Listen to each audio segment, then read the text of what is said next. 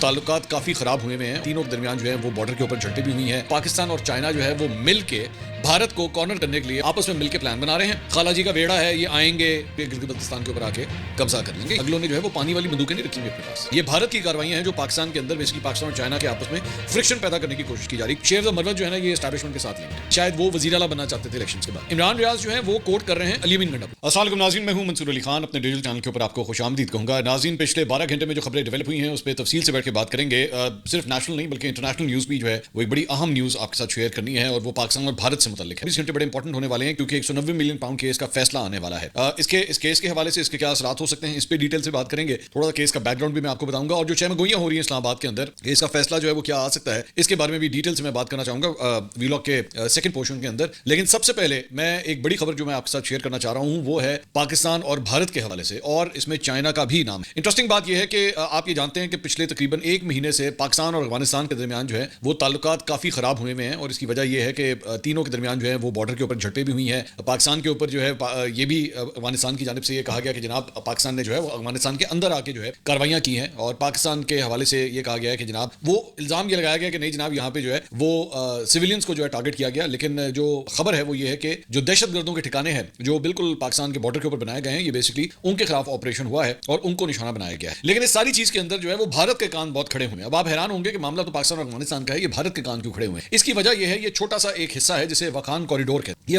Wakhan corridor जो है ये बिल्कुल पाकिस्तान और अफगानिस्तान के साथ जो है वो अटैच होता है और उसके साथ एक साइड के ऊपर जो है वो चाइना भी कनेक्ट होता है। अब भारत जो है उसके कान क्यों खड़े हुए हैं और वो ये क्यों इतनी गौर से सारी चीज को देख रहा है। बल्कि हमने आपको पहले भी खबर दी थी कि भारतीय फॉरेन सेक्रेटरी ने जाके जो अफगानिस्तान के फॉरेन मिनिस्टर हैं उनसे मुलाकात भी की है। अब ये बड़ी हैरानकुन बात है कि भारत के जो सेक्रेटरी खारजा हैं वो जाके अफगानिस्तान के फॉरेन सेक्रेटरी से, फॉरेन मिनिस्टर से जाके मिले। इसलिए क्योंकि जब तालिबान की हुकूमत आई है उससे पहले जो नदर्न अलायंस की जो हुकूमत थी, हामिद करजई की या जो कोलिशन गवर्नमेंट थी, उसको तो भारत की पूरी सपोर्ट हासिल थी। भारत पूरी तरह एक्टिव था उस दौर में। तो तालिबान के खिलाफ वो सारी कार्रवाइयां हो रही, तालिबान को जो है वो हर तरीके से पिन करने की कोशिश की जाती थी भारत की जानिब से। तो दिस वाज वेरी एक्स्ट्राऑर्डिनरी कि एक फॉरेन सेक्रेटरी की मुलाकात जो है वो क्यों इस तालिबान हुकूमत के मिनिस्टर फॉर फॉरेन अफेयर्स के साथ हो रही है। तो अब उसकी जो चीजें हैं ना वो बेसिकली निकलना शुरू हुई है कि आखिर भारत को इस वक्त मसला क्या है, भारत क्यों इतना परेशान हुआ है, उसकी मैं वजह बताता हूं। और इसकी सोर्स भी जो है वो एक भारतीय वेबसाइट ही है जो मैं शेयर करना चाहूंगा। ये आपके सामने है। ये बेसिकली india.com एक उनकी न्यूज वेबसाइट है और उसने पाकिस्तान और चाइना के हवाले से बड़ी इंटरेस्टिंग बात ली है। अब जाहिर बात है चूंकि वो भारत लिख रहा है तो आगे से वो लिखते हैं Pakistan चाइना's cowardly plot to corner India uncovered, plan to capture strategic corridor in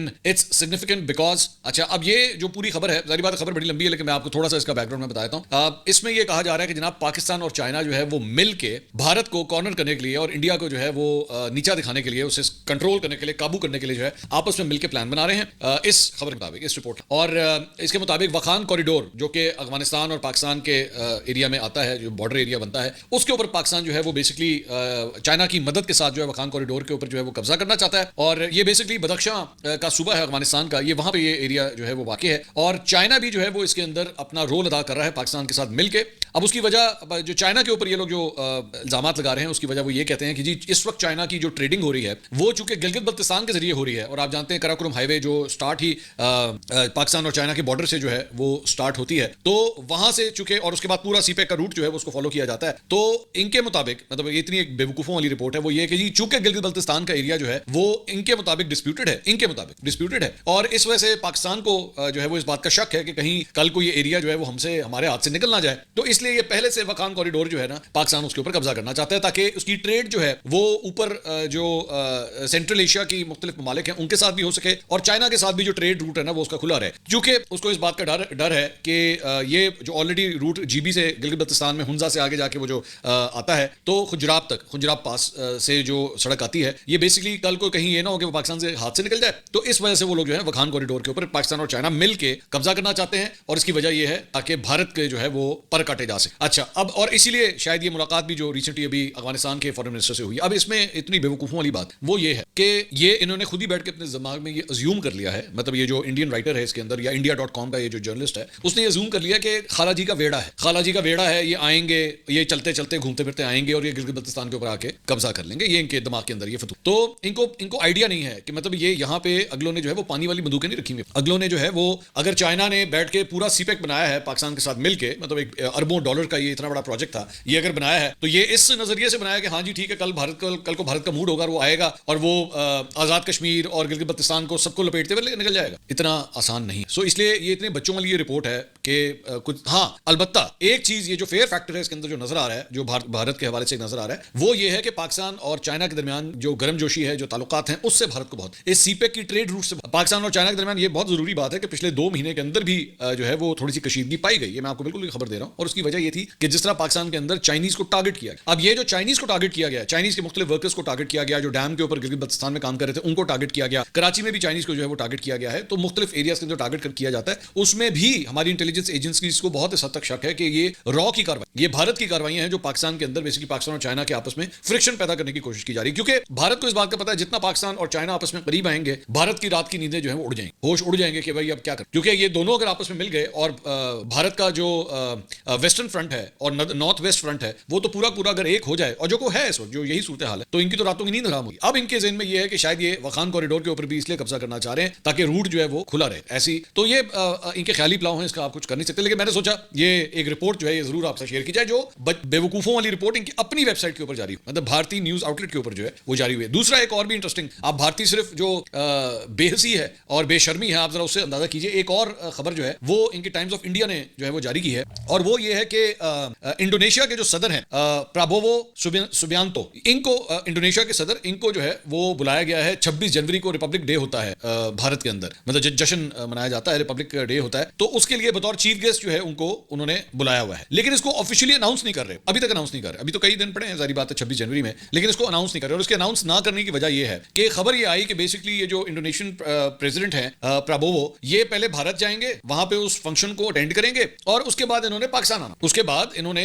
अगले लेग के अंदर जो है वो इंडिया से निकल के पाकिस्तान आना। तो भारत जो है वो इंडोनेशिया की जो फॉरेन मिनिस्ट्री है उसे ये कह रहा है कि जनाब आपने ये नहीं, आपने अगर आप हमारे फंक्शन के लिए आ रहे हैं ना तो आपने पाकिस्तान को हमारे साथ अटैच नहीं करना, आप आए, अटेंड करें, वापस जाएं, उसके बाद फिर बेशक दोबारा चले जाएं। जबकि मतलब कितनी बेवकूफों वाली बात, जब वो आ रहे हैं यहाँ पे, इस मतलब माजी के अंदर भी बहुत होता है। लेकिन ये रिसेंटली एक नया ट्रेंड जो है वो देखा गया है, ये टाइम्स ऑफ इंडिया ने खबर दी, रिसेंटली ये ट्रेंड देखा गया है कि ये लोग जो है वो जब भी कोई फॉरेन डिग्निटरी आता है, high profile US secretary of state आ जाए या यूएस प्रेसिडेंट हो या कोई भी हो, तो ये कहते हैं कि जनाब आप इंडिया और पाकिस्तान के टूर्स इकट्ठे मत करें। अगर आप इंडिया के लिए आ रहे हैं तो सिर्फ इंडिया के लिए आए, और अगर पाकिस्तान के लिए आ रहे हैं तो पाकिस्तान के लिए, दोनों को इकट्ठे नती मत। उसकी वजह क्या है? उसकी ऑप्टिक्स है। उसकी ऑप्टिक्स जो है वो बेसिकली भारत को क्यों मुसीबत पड़ जाती है? उसकी मुसीबत इसलिए पड़ती है क्योंकि जब वो ये करते हैं ना, इन दोनों मुल्कों को जब इकट्ठे वो ट्रीट करते हैं तो वो इन दोनों को बराबर, ये दूसरे ममालिक जो है, कोई भी उनका सदर हो, फॉरेन मिनिस्टर हो, प्राइम मिनिस्टर हो, अगर वो इन दोनों मुल्कों का इकट्ठा दौरा करता है तो भारत और पाकिस्तान को बराबरी की सतह। और ये अच्छा इंटरेस्टिंग बात ये आप नोट कीजिए, पाकिस्तान की तरफ से कभी एतराज नहीं, पाकिस्तान की तरफ से कभी किसी फॉरेन डिग्निटरी के हवाले से ये एतराज नहीं है कि जी आप हमारे इधर आए तो उसके बाद भारत क्यों गए, या आप भारत गए थे वहां से यहाँ क्यों आए, ऐसा कोई एतराज। लेकिन ये एतराज वहां से आ, क्योंकि इनको इसके ऑप्टिक्स से मसला कि जी दोनों मुल्कों को इकट्ठा मत ट्रीट।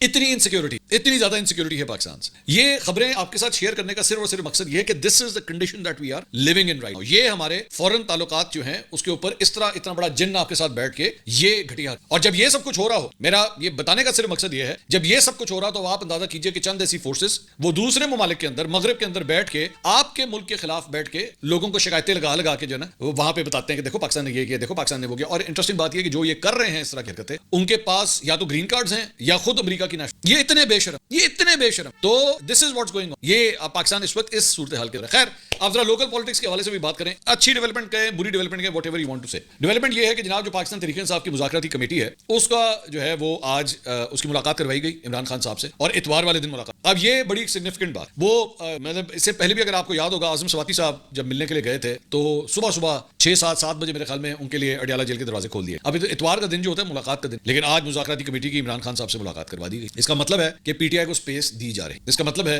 कि पाकिस्तान तहरीक इंसाफ जो चीज डिमांड कर रही थी उसे ढील दी जा रही। मैं इसको एक पॉजिटिव डेवलपमेंट में लेता हूं। मुझे ठीक है, जारी बात है, मैं वही आपसे कहता हूं ना, यहाँ पे रूल्स एंड रेगुलेशंस जो है ना अपनी मर्जी से मोड़ दिए जाते हालात और वाकयात को देख। तो आज उनकी जो है मुलाकात करवाई गई। इस मुलाकात में उमर अयूब साहब थे, असद कैसर साहब थे, अली अमीन गंडापुर थे, साहिबजादा हामिद रजा थे, अल्लामा राजा नासिर अब्बास शामिल थे।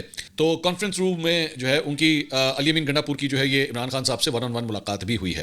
तो इस मुलाकात के बाद जो तर्जुमान थे मुज़ाकराती कमेटी के साहिबजादा हामिद रजा, उन्होंने गुफ्तगू की। उन्होंने कहा इमरान खान साहब से मुलाकात कंट्रोल माहौल में हमारी करवाई गई है। कमेटी के 2 मेंबरान मुलाकात के लिए नहीं पहुंच सके। 9 मई और 26 नवंबर के वाकयात पर जुडिशल कमीशन बनाया जाए। मुज़ाकरात की तीसरी मीटिंग के लिए हम तैयार हैं। तीसरी मीटिंग के लिए कह देंगे कि जुडिशल कमीशन की तैयारी करके आए। तीसरी मीटिंग में मुतालबा तहरीरी तौर पर दे दें। उन्होंने मजीद कहा कि अगर 31 जनवरी तक जुडिशल कमीशन नहीं बनता तो मुज़ाकरात आगे नहीं बढ़ सकेंगे। मुज़ाकरात को मुंतकी अंजाम तक पहुंचाने के लिए बॉल हुकूमत की कोर्ट में है। अगर कल इमरान खान को सजा होती है तो हमारे रवैये में तलखी आएगी। अगर सजा होती है तो मुज़ाकरात में सूरत हाल मजीद टफ होगी। कमेटी के तमाम मेंबरान को इमरान खान ने मैंडेट दिया है। मुज़ाकरात में सब कुछ इमरान खान की हिदायत की रोशनी में होगा। साहिबजादा हामिद रजा ने सेनेटर इजाज चौधरी के प्रोडक्शन ऑर्डर जारी करने का भी मुतालबा किया। अच्छा, इसमें इंटरेस्टिंग बात यह है कि ये भी मैं आपको अपडेट दे दूं कि अगले 12 घंटे के अंदर, मोस्ट प्रॉब्ली 24 घंटे के अंदर जो है वो 190 मिलियन पाउंड केस का फैसला आ रहा है। इस मरतबा कहा जा रहा है कि आ रहा है। इससे पहले 2 दफा जो है वो ये डेटें दी गई थी, लेकिन दोनों दफा जो है वो ये फैसला नहीं आया था। लेकिन अब ये कहा जा रहा है कि अब पाकिस्तान तहरीक इंसाफ के जो मुतालबात हैं जो इन्होंने अब तक 2 मुज़ाकरात के अंदर किए हैं, उसमें एक मुतालबा तो ये है कि जनाब तमाम सियासी कैदियों को रिहा किया।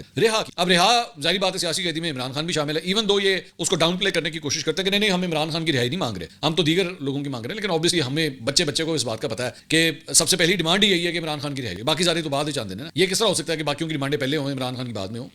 वो एक पब्लिक परसेप्शन के लिए वो ये जरूर किया जाता है, लेकिन हकीकत ये है कि इमरान खान की रिहाई। अब अगर कल ये फैसला आ जाता है 190 मिलियन पाउंड का, तो इमरान खान साहब तो कैद हो जानी है। मतलब इस वक्त मुख्तलिफ तजियाकार मुख्तलिफ नंबर्स दे रहे हैं, मुझे नहीं पता, ऑब्वियसली जज साहब भी अनाउंस करेंगे कि शायद इमरान खान साहब को 10 साल की कैद होगी या 14 साल की कैद होगी। इमरान खान साहब को सजा होगी, ये इस हद तक मतलब पक्की बात लग रही है कि पाकिस्तान तहरीक इंसाफ के अपने वकला भी ये कह रहे हैं कि जी इनको सजा हो जानी, इमरान खान साहब को सजा हो जानी। उनको ये लगता है कि ये केस जिस तरह चला है हमें शुरू से ही पता है कि इमरान खान साहब को सजा हो जानी। अब वो उसकी रीजंस जो है वो पॉलिटिकल बायसनेस, वो ये समझते हैं कि ये वो है या ये मैच फिक्स्ड है या व्हाटएवर इज दिस, लेकिन ये खुद भी वो ये कहते। तो अगर ये हो जाती है, अगर ये सजा जो है वो अनाउंस हो जाती है, तो फिर वो जो मुतालबात हैं वो तो धरे के धरे रह जाएंगे। क्योंकि अगर इमरान खान साहब को सजा होगी ना, तो ये ज़हन में रखिएगा, फिर उसके बाद ये जाएंगे अपील में। ये जब अपील में जाएंगे तो अपील में जाके सबसे पहली स्टेज के ऊपर जो है उनकी जमानत की दरख्वास्त करेंगे, और जमानत की दरख्वास्त अगर मंजूर हो जाती है तो इवन दिस होल प्रोसेस को टेक 1 महीने से 2 महीना कम से कम। तो हाँ, अलबत्ता वो और बात है कि जिस तरह इस सारे मामले के अंदर भी फाइल को बेसिकली पहिए लगाए गए थे, तो हो सकता है फाइल को पहिए लग जाए, और पाकिस्तान में फाइल को पहिए लगते हैं। अब वो पंक्चर लगाने वाला जो होता है ना, वो एक्सपर्ट होना चाहिए, वो पहिए बड़ी तेजी से लगा, और वो इतना तेज है कि वो चाहे तो अच्छे वाले टायर में पंक्चर मार भी देता है। समझ रहे मेरी बात? मतलब जो चीज कानून के मुताबिक, रूल के मुताबिक सीधी सीधी भी हो रही होगी ना, तो वो चाहेगा तो वो पंक्चर मार के उसको स्लो डाउन भी कर, ताकि गड्डी चलना ही बंद हो जाए। खैर एनीवेज, तो अगर ये सजा हो जाती है, अगर ये सजा अनाउंस कर दी जाती है कल, तो मुज़ाकराती अमल जो है वो उसके ऊपर तो बहुत बड़ा सवालिया निशान लग जाएगा। क्योंकि एक और बात जो उन्होंने कही है वो इमरान खान साहब से मिलने के बाद वो ये कही गई है कि जी 31 दिसंबर से पहले आपने जुडिशल कमीशन भी बना, 9 मई के वाले से और 26 नवंबर के वाले। तो हुकूमत तो फिलहाल इस मूड में नहीं लग रही कि वो जो है वो ऐसे कोई जुडिशल कमीशन बनाएगी, और अगर इमरान खान साहब को सजा भी होगी तो ये तो मुज़ाकराती अमल जो है बिल्कुल टूट सकता है। खैर, this is what's going on. अच्छा, दूसरी बात ये कि इसके अलावा एक और जो डेवलपमेंट हो रही है वो हो रही है जनाब शेर अफजल मरवत साहब के। और शेर अफजल मरवत साहब ने कल जो है वो समर अब्बास साहब के प्रोग्राम के अंदर उन्होंने ये फरमाया, उन्होंने कहा मैंने फैसला किया है कि अगर हैदर मेहदी और आदिल राजा से खुली जंग है तो फिर इनसे भी खुली जंग है। शहबाज गिल मुसलसल मेरे खिलाफ बयान दे रहा है। अब वो शहबाज गिल के खिलाफ जो है वो शेर अफजल मरवत जो है वो खड़े हो रहे हैं। मैं पार्टी की आदत से कहना चाहता हूं कि फिर गिला ना करें कि मैंने किसी पर एग्रेशन की। एक तरफ मुझे टार्जन कहता है, कभी वो बयान देता है कि मैंने 26 को गिरफ्तारी दी है, झूठ बोलता है। फिर कल उसने कहा कि ये जो तनाजा बना है दानिस्ता या ना दानिस्ता, ये उर्दू सिर्फ उनको नहीं आती है। मैं इस्तदा करता हूं हजरत से कि आइंदा मेरा जिक्र ना करें, इसके बाद मैं कोई बर्दाश्त नहीं करूंगा। जो मैं बोलूंगा वो शायद किसी ने तसव्वुर नहीं किया होगा। जो हकायक मेरे पास है, मैं रिक्वेस्ट करता हूं जब वक्त आएगा तब मैं बोलूंगा, और मैं चैलेंज करके कहता हूं कि कोई भी मेरे खिलाफ बयान देगा सोशल मीडिया पर या सियासत में, सबसे अहम मेरे लिए मेरी इज्जत। ये शेर अफजल मरवत साहब ने जो है वो शहबाज गिल साहब के लिए भी ये पैगाम दिया। लेकिन दूसरी जगह एक और उन्होंने ट्वीट किया आज, उन्होंने कहा आज हमने मुझे बदनाम करने के लिए मिली भगत से काम करने वाले 28 यूट्यूबर्स और टिकटॉकर्स के खिलाफ 28 मुकदमात का मुसवदा तैयार किया है। मैंने आदिल राजा के खिलाफ यूनाइटेड किंगडम में दीवानी और फौजदारी दोनों मुकदमा दायर करने का फैसला किया है, जिसके लिए मैं जल्द इंग्लैंड का सफर करूं। इन तमाम लोगों को कानून की अदालत में मेरे खिलाफ अपने इल्जामात साबित करने के काफी मौके होंगे। बैरून मुल्क मुकीम पाकिस्तानियों को भी पाकिस्तान में मुकदमात का सामना करना पड़ेगा। इस फहरिस्त में 3 टिकटॉक करने वाली खवातीन भी शामिल हैं, जिन्हें मुजरिमाना मुकदमात का भी सामना करना पड़ेगा। मैंने अली अमीन गंडापुर से भी बात की है, जिन्होंने इमरान रियाज खान के बयान को मनगढ़ंत और बदनीति पर मबनी करार दिया है। इमरान रियाज खान को शायद इस बात का इल्म नहीं था कि जब मैं अली अमीन गंडापुर की मुहिम शुरू करने के लिए डीआई खान गया तो मैंने अपनी तकरीर में इंकशाफ किया था कि इलेक्शन जीतने के बाद अली अमीन खान केपीके के वजीर आला होंगे। इन हालात में मुझे यकीन है कि आपका वीलॉग सहाफती इक़दार के खिलाफ और उसने मेरी साख को बहुत नुकसान पहुंचाया है। चूंकि मैं आपका एहतराम करता हूं, मुझे उम्मीद है कि आप अपने अखलाक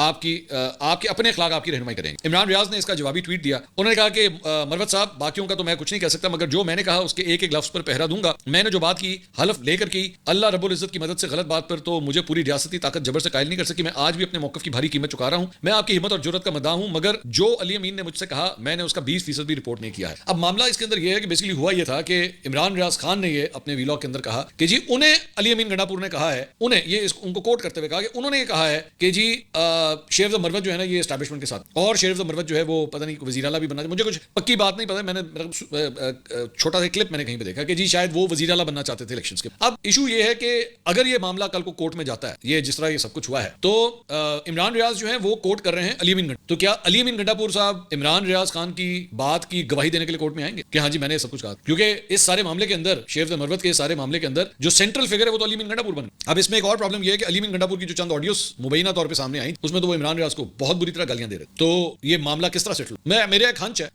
है, मेरी मतलब एक जैसे कहते हैं ना छठी हिस्स, वो ये है कि अल्टीमेटली मामला ठंडा, क्योंकि इसमें बहुत से लोग एक्सपोज, ये जैसे कहते हैं ना वो खुद कुछ धमाके होना शुरू हो जाएंगे, duck duck duck duck duck, बहुत से लोग इसके अंदर खुद कुछ धमाके हो जाए। जब आप इस किस्म के पंगों में पड़ते हैं ना, तो बहुत से अपने खुद ही लोग एक्सपोज हैं कि अली अमीन, अब मुझे नहीं पता अली अमीन गंडापुर ने कहा या नहीं कहा, लेकिन हो सकता है उस वक्त कहा हो जब उनके इमरान रियाज से ताल्लुकात बहुत अच्छे हों, बाद में हो गए ताल्लुकात खराब, ठीक है, बाद में अली अमीन गंडापुर के ताल्लुकात हो गए खराब इमरान रियाज, और उसके बाद उनकी एक ऑडियो भी आ गई मुबैना तौर, तो उससे पता लगता है कि अच्छा फिर इमरान रियाज ने जो है वो अली अमीन गंडापुर की कोई ये कोटेशन, अब ये कब कही ये बात वी डोंट नो,